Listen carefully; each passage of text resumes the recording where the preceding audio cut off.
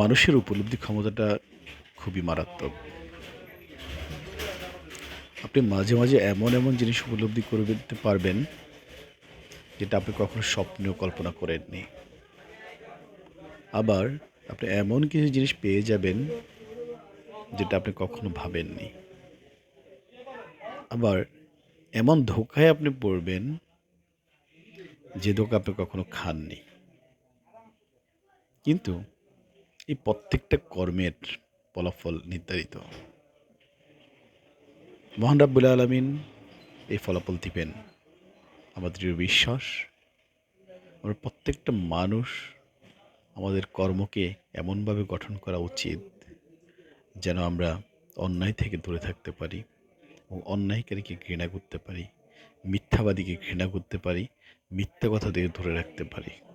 আসুন মিথ্যা কথা না বলি, সৎ পথে চলি, মানুষকে সৎ পথে চলার পরামর্শ দেই।